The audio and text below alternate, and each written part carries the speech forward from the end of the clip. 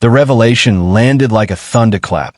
A blood sample handed over voluntarily, before any warrant, before any court order, before investigators could even compel it. In a case that has gripped the public and raised painful questions about truth, accountability, and timing, this single detail has ignited a new wave of scrutiny. Why give such a critical piece of evidence so early?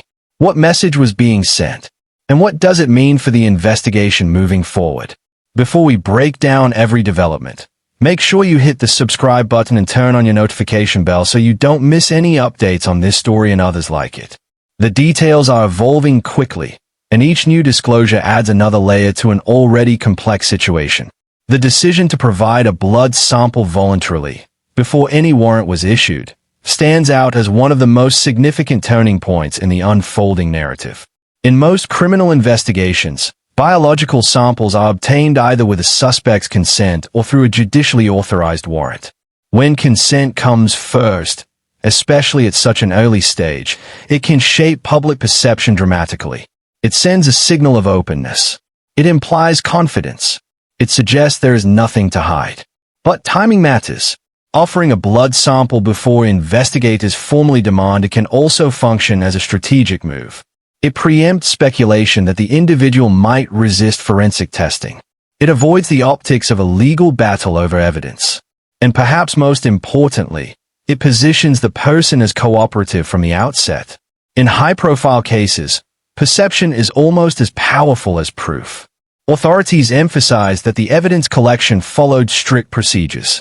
According to officials, the blood draw was documented carefully, conducted by qualified personnel, and processed under established forensic protocols. This detailed explanation was not accidental. Law enforcement agencies often highlight procedural legitimacy to ensure that any evidence obtained can withstand scrutiny in court. Chain of custody, consent documentation, and laboratory handling all become crucial if the case ever reaches trial. By underscoring these steps publicly, investigators appear to be protecting the integrity of the process. It also serves another purpose. It reassures the public that corners were not cut. In cases where emotions run high, procedural transparency becomes part of maintaining trust. Yet, there is another layer to consider. Submitting DNA early may have neutralized what legal experts sometimes describe as forensic surprise. In many investigations, authorities wait to reveal DNA matches or forensic links at strategic moments. If someone has already provided their DNA voluntarily, that element of surprise diminishes. The person knows their genetic profile is in the system. They know comparisons will be made. There is no dramatic moment of being confronted unexpectedly. Some analysts argue that this move can be a defensive strategy. By offering DNA willingly, an individual eliminates the suspicion that they might resist or delay testing. At the same time, they gain insight into the investigative direction. If no immediate action follows, it can be framed as indirect validation. Another detail that drew attention was a consent form checkbox reportedly marked "No criminal involvement."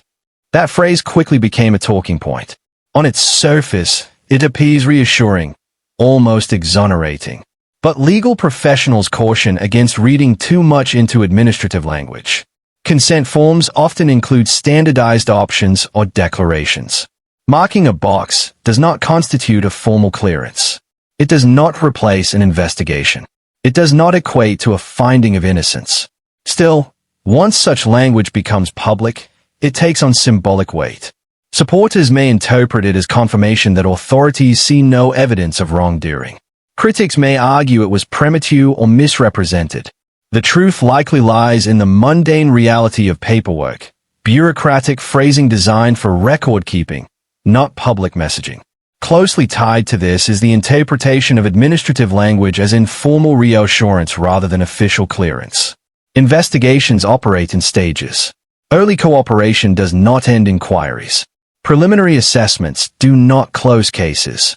But when fragments of documentation surface, they can be amplified far beyond their technical meaning. In the court of public opinion, nuance is often lost. Then there is the polygraph, another piece of the puzzle. Reports indicate that the examination focused only on questions related to killing. Notably absent were direct questions about abduction or disappearance. This distinction is critical. A polygraph measures physiological responses to specific inquiries.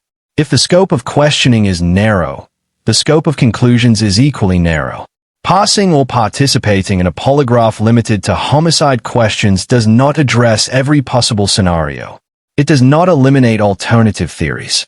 Polygraphs themselves are controversial. Many courts do not accept them as definitive evidence. They are investigative tools, not verdicts. Still, public perception often treats them as powerful indicators. The absence of direct questioning about abduction or disappearance has fueled debate. Some observers ask whether the test was too limited.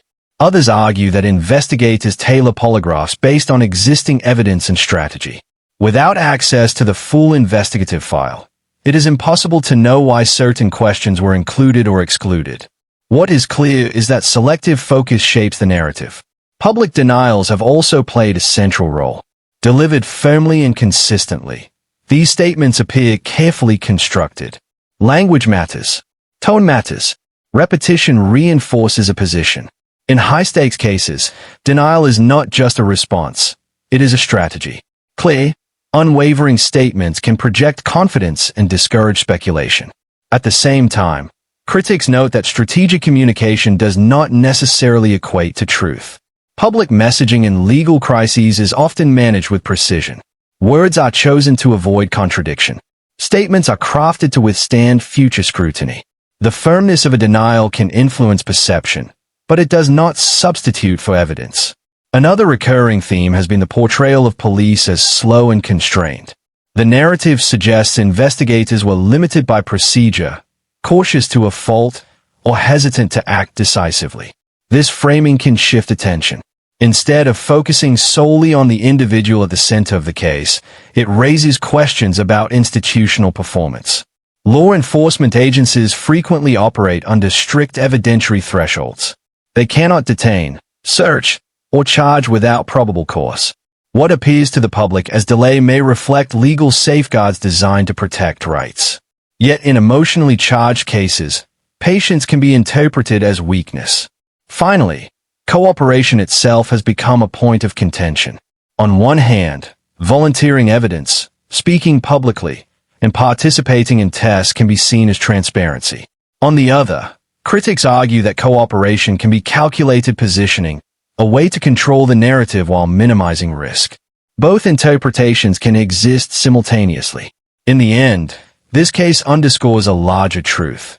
Investigations unfold in layers, not headlines. A voluntary blood sample, a checkbox on a form, a narrowly focused polygraph. Each detail carries meaning, but none tells the entire story alone. Public statements, procedural explanations, and strategic framing all shape perception long before courtroom ever does. What remains undeniable is the weight of unanswered questions. Evidence will ultimately speak louder than commentary. Procedure will matter more than speculation. And clarity will come not from isolated disclosures, but from the totality of facts examined over time. As this story continues to develop, one lesson stands out above all. Transparency can illuminate, but it can also be tactical.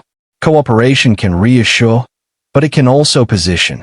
And in the space between public narrative and investigative reality, the truth waits, patiently, and often quietly, for its moment to emerge.